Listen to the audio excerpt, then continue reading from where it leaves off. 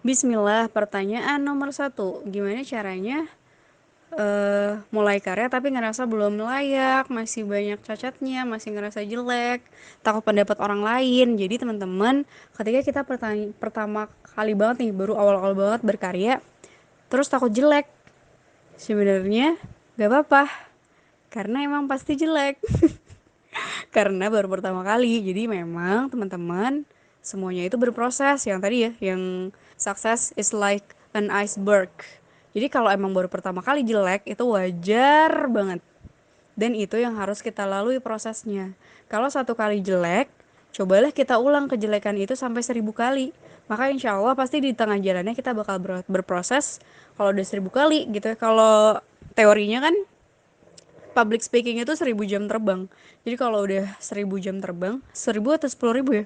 Kalau udah 1000 jam terbang, itu baru oke tuh orang ngomong di depan orang. Jadi memang perlu jam terbang teman-teman. Kalau memang awal-awal masih jelek, banyak cacatnya, masih dapat lirikan tidak menyenangkan dari orang lain, cibiran, atau ada yang mulutnya julid dan sebagainya, yang apa itu bagian dari proses berkarya.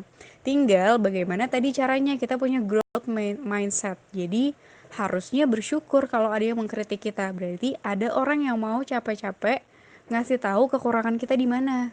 Ketika kita udah tahu kekurangan itu, maka tugas kita adalah belajar untuk memperbaikinya. Gitu. Jadi menurut aku it's okay kalau pertama-tama kali jelek, justru itu yang harus kita syukuri karena kita udah berani untuk melangkah bikin karya. Pertanyaan nomor 2, gimana caranya biar nggak plagiat? Kalau menurut aku, jangan hanya mencontoh dari satu karya project seseorang, tapi contohlah dari 10 sosial project misalnya. Jadi dalam berbuat karya, sebenarnya manusia itu nggak ada yang original. Yang original itu cuma Allah yang maha kreatif, yang benar-benar menciptakan sesuatu dari nol. Kalau kita menciptakan sesuatu, misalnya berkarya kan emang menciptakan sesuatu dari nol ya, tapi itu nggak bakal nol-nol banget. Pasti kita nyontek idenya si A, nyontek idenya si B, ngikutin idenya si C, dan sebagainya. Karena memang salah satu tips berkarya dari aku juga ATM kan. Nggak dari aku sih, dari orang-orang yang sudah lebih dahulu lebih banyak karyanya. ATM, amati, tiru, modifikasi gitu. Jadi ketika kita cuma amati, tiru, modifikasi dari satu orang doang, itu sangat mungkin plagiatnya besar. Tapi kalau kita amati, tiru, modifikasi dari 10 orang, nah itu nggak bakal bisa dituduh plagiat karena nggak ada yang sama gitu. Misalnya, oh kita pengen visualnya ngikutin A, oh kita pengen strateginya ngikutin B, kita pengen teknik marketingnya ngikutin C, oh kita pengen eh cash flow-nya ngikutin si D, dan sebagainya. Hal-hal yang kayak gitu, social project, ketika kita belajar dari banyak orang, kita mengamati dan meniru dari banyak pihak, maka itu jadinya tidak terhitung plagiat.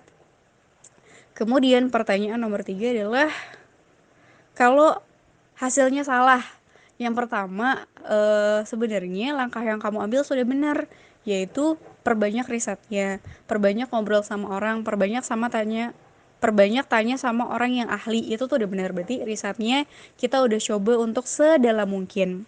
Yang kedua adalah prosesnya baru salah baru ketika aduh udah capek riset nggak jadi deh, nah itu berarti karyanya nggak jadi. Jadi tinggal ayo ditambah lagi semangatnya kayak gitu terus. Nah, ketika misalnya nih kita udah ikhtiar banget ya, udah coba verifikasi 3 kali nanya ke orang, aku yakin banget ini bener teh. Tapi ketika di launching ternyata salah, gitu. Ternyata ada fakta-fakta yang keliru atau ada cara penyampaian yang salah, maka itu juga wajar teman-teman. Gitu, karena yang namanya berkarya itu pasti tidak luput dari kesalahan karena yang maha sempurna cuma Allah. Tinggal bagaimana setelah itu kita mau untuk belajar.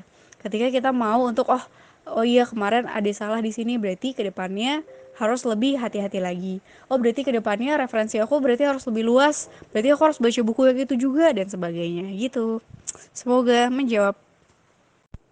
Oke, bismillahirrahmanirrahim. Jadi teman-teman, untuk pertanyaan nomor 4 ini, setiap orang itu bakal punya kolamnya masing-masing yang akan sesuai dengan kemampuan orang tersebut. Gitu, jadi nggak mungkin misalnya Bill Gates, orang yang udah punya karya dan ilmu segitu, tiba-tiba ngikutin karya aku gitu ya. Ini absurd banget sih contohnya.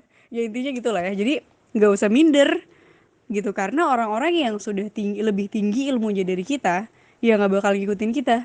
Jangan Bill Gates deh, terlalu nggak apple to apple. Noman alihkan. Noman misalnya aku sering bikin karya yang terinspirasi dari tafsir Al-Quran. Noman Ali kan juga bikin karya tentang tafsir Al-Quran, tapi ilmunya sudah jauh lebih tinggi dari aku. Nah, orang-orang yang kayak Noman gak bakal ngelihat karyaku gitu, karena tidak memberikan manfaat buat dia kayak gitu. Jadi sebenarnya nggak apa-apa, berkarya berkarya aja gitu. Mau kita ngerasa sekecil apapun, pasti ada orang-orang di luar sana yang membutuhkan manfaat dari kita. Gimana caranya nggak menggurui? Ini tinggal tata bahasa aja, tinggal susunan kalimat aja gitu. Sama mental penulisnya sendiri sih. Jadi ketika dari mental penulisnya sendiri, ketika menulis itu tulisannya, itu karyanya, niatnya adalah untuk mengajak gitu ya. Misalnya kita pengen nulis gimana cara biar orang-orang senang bersedekah. Nah, kita itu perspektif tulisannya pengen banget, ayo sama-sama yuk kita sedekah. Karena sedekah itu bisa menjaga kita loh dari kemaksiatan, bisa membuat kita selalu dilindungi Allah, misalnya kayak gitu. Itu jadinya nggak menggurui, karena kita posisinya setara dengan pembaca gitu. Bahkan posisikanlah kita di bawah pembaca, jadi kita ngerasa pembaca itu hebat. Ini salah satu tag yang aku lakukan di postingan yang terbaru yang kemarin tentang surat terbuka untuk muslimah. Nah, itu aku memposisikan ada di bawah pembaca. Jadi aku ngerasa kok kalian hebat banget, udah bisa udah bisa pakai hijab, kalian hebat banget udah bisa belajar Islam dan sebagainya. Apresiasi apresiasi terus gitu, walaupun emang mereka benar-benar hebat ya, bukannya peres atau gimana. Cuma ketika kita memposisikan setara atau di bawah pembaca, itu tuh bikin orang enak menerima pesannya gitu, dibanding kita di atas. Contoh misalnya, eh, makanya jangan lupa pasang alarmnya, jadi nanti kita bisa bangun untuk sholat qiyamul lail, misalnya kayak gitu. Apa ya, yang sifatnya memerintah, sifatnya menggurui, apalagi sampai menghakimi. Nah, itu pembaca nggak suka banget. Itu yang ngikutin kita, yang menikmati karya kita itu bakal ngerasa, ih apa sih, kayak kayak gitulah, bakal nggak enak lah diterimanya. Karena yang namanya pesan mau seberlian apapun gitu ya, seberlian isinya Al-Quran sama hadis, tapi kalau disampaikannya salah, maka sampainya juga akan salah. Oh ya, lebih berimpact mana, sendiri atau sama-sama? Lebih berimpact sama-sama gitu, karena yang namanya amal jama'i, amal yang dilakukan bersama-sama, itu akan lebih powerful. Tapi bukan berarti ketika aku maunya amal jama'i aja, amal-amal yang sendirinya nggak dikerjain gitu. Menurut aku selama kita masih bisa beramal apapun itu dalam bentuknya, apakah dengan sendiri atau dengan sama-sama, ya udah jalanin aja. Tapi memang ketika bersama-sama itu akan lebih powerful. Misal teman-teman lagi ada di organisasi dakwah atau teman-teman bikin startup, nah itu kalau kita kerjainnya bareng-bareng, kolaborasi, akan lebih banyak manfaat yang lebih tersampaikan dan akan lebih stabil juga. Kalau berkarya sendiri doang, itu kita bener-bener harus bisa mengkontrol diri sendiri. Misalnya aku ngerasain banget ketika nulis novel Nyala Semesta kemarin. Kalau dari akunya malas, udah nggak bakal jalan sama sekali. Nggak ada tuh orang yang bakal, ayo kon deadline-nya tanggal 5, ayo kon udah lewat. Nggak ada yang bakal kayak gitu. Semua tergantung kita. Kita mau jalan, jalan. Kita berhenti, berhenti. Tapi kalau kita sama-sama, ketika kitanya ngedrop, mungkin ada orang-orang yang bakal, ayo jangan lupa ya, ini deadline-nya tanggal sekian, gimana kok niat, ada yang bisa dibantuin gak, bakal kayak gitu tuh kalau bareng-bareng gitu. Jadi tinggal kesiapan kita sendiri, kira-kira kita lebih lebih bisa untuk bertahan berkarya sendiri atau bareng-bareng gitu. Terus semisal mungkin kita masih ragu mau buat karya sendiri atau orang lain, gimana cara ngukurnya? Ya itu tadi udah terjawab ya, berarti diukur aja diri sendiri. Kalau selama ini ternyata kita masih belum bisa menjadi leader, belum bisa jadi pemimpin untuk diri sendiri, berarti harus bareng-bareng. Tapi kalau misalnya kita ngerasa kayaknya aku bisa deh apa ya, mengatur diri sendiri, memanajemen diri sendiri dengan baik, itu juga baik. Tapi tetap tidak meninggalkan amal-amal jama'inya. Jadi sebenarnya bukan buat dikotak-kotakan sih, Amal sendiri jalan, amal jama'i jalan, jadi amal bareng-barengnya amalnya lebih banyak. Pertanyaan nomor 6, gimana caranya istiqomah dalam berkarya? Kalau aku pribadi, keproduktivitasan berkarya itu akan sangat tergantung pertama dengan iman. Karena yang namanya berkarya, itu motivasi terbesarnya adalah iman. Karena kalau kita nggak ngerasa ada yang mengapresiasi karya kita, apalagi kalau karyanya tuh belum bisa profit ya, belum bisa menghasilkan uang, karyanya tuh bener-bener pure gitu lillahi ta'ala, bener-bener kita pengen ngasih manfaat sama orang, bahkan berbalas terima kasih pun tidak, itu kalau kita ngerasa tidak ada apresiasi dari Allah, itu tuh ngedrop pasti semangatnya. Makanya yang pertama kali di push banget, yang harus dijaga banget ruhiyahnya adalah ruhiyahnya ketika kita pengen bisa berkarya gitu. Jadi jangan sampai ketika berkarya sholatnya ditinggalin, Al-Qur'annya ditinggalin. Justru semakin kita pengen punya karya yang besar, semakin amal ibadahnya itu ditingkatkan gitu. Coba deh kita belajar dari Muhammad Al-Fatih yang karyanya membebaskan Konstantinopel dari kecil, dari semenjak balik sampai umur 21 tahun. Qiyamul Lailnya nggak pernah tinggal. Berarti kan memang butuh ruh yang sangat luar biasa. Salahuddin Al-Ayyubi kayak juga kayak gitu kan, ketika sampai dia bisa jadi orang yang membebaskan Palestina, itu juga Qiyamul Lailnya nggak pernah tinggal, sholat subuhnya selalu berjamaah, pokoknya amal-amalnya tuh luar biasa. Sama juga ketika kita pengen berkarya, sekecil apapun itu kita tuh butuh apa ya, ruh itu. Jadi ruh itu ketika dia dekat sama Allah, maka dia akan ringan dalam mengerjakan kebaikan.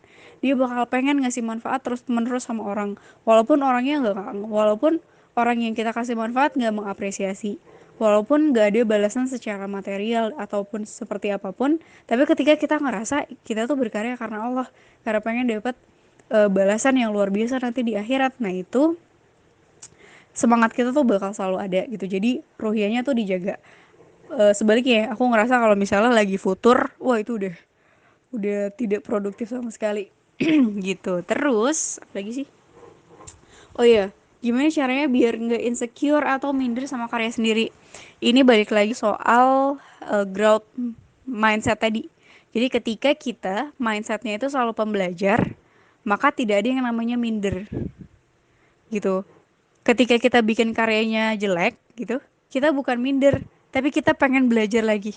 Gitu, misalnya bikin animasi, ih jelek banget nih, masih kaku.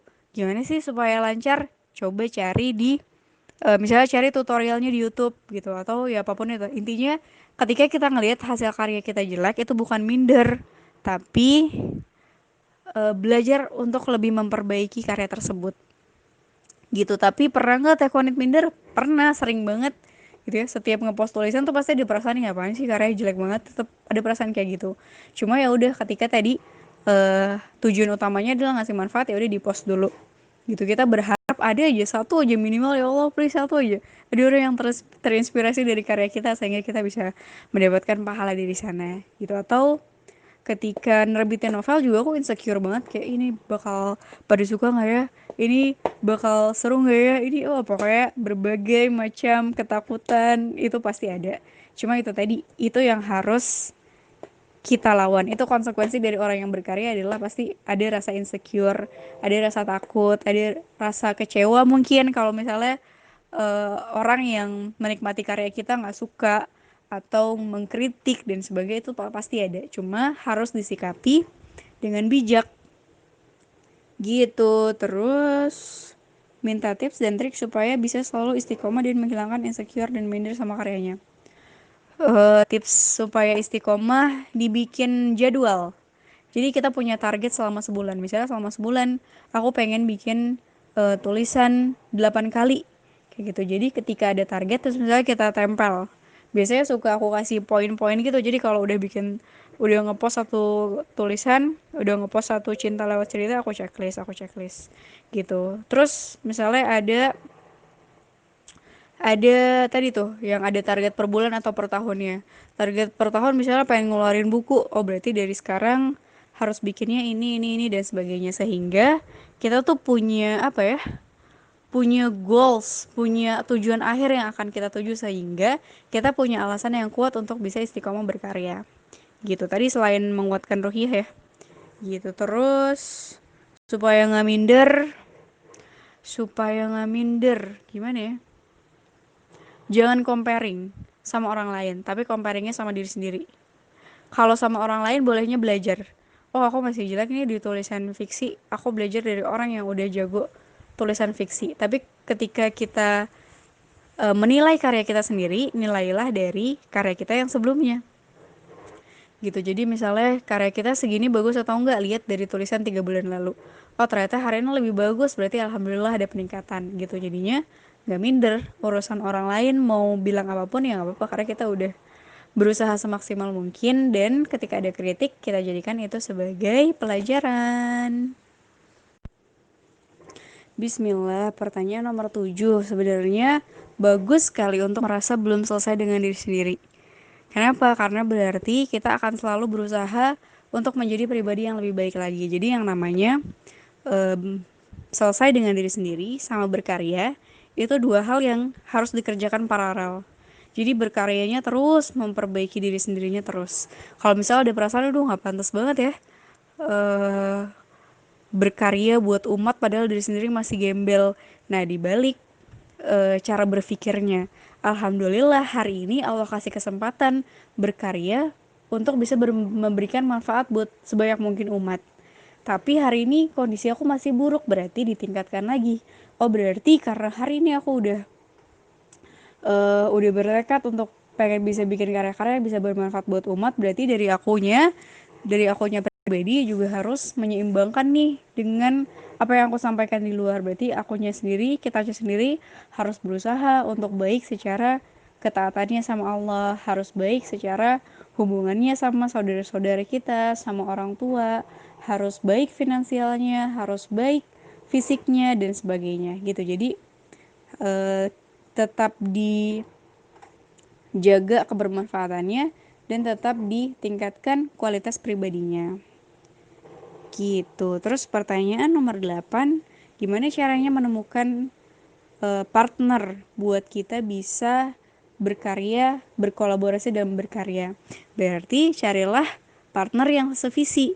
Kalau misalnya sekomunitas ternyata belum juga sevisi, berarti salah cari komunitas ya gitu. Jadi carilah komunitas yang kira-kira sevisi dengan kita. Visi kita tuh apa sih sebenarnya ketika berkarya? Visinya sebenarnya surga kan. Pengen bisa bermanfaat sama orang banyak, pengen bisa menggaungkan nama Allah, menggaungkan nama Rasulullah, pengen bisa apa ya? Menyebarkan Islam lebih luas lagi. Nah, cobalah cari komunitas-komunitas yang seperti itu. Ketika udah ada, nah, cobalah berkontribusi untuk bikin karya-karya di sana kayak gitu. Cari partner pun juga kayak gitu. Cobalah cari orang-orang yang kira-kira sesuai nih sama kita. Sama-sama pengen bisa punya karya yang ada manfaatnya buat Islam, yang sama-sama tujuan berkaryanya itu adalah surga. Itu apakah teman-teman kita, atau misalnya kita ajak eh, teman-teman yang misalnya di Instagram atau di manapun itu yang menurut kita kayaknya dia visinya sama, dia coba dia ajakin bareng, hal-hal yang kayak gitu sih. Gitu, semoga menjawab.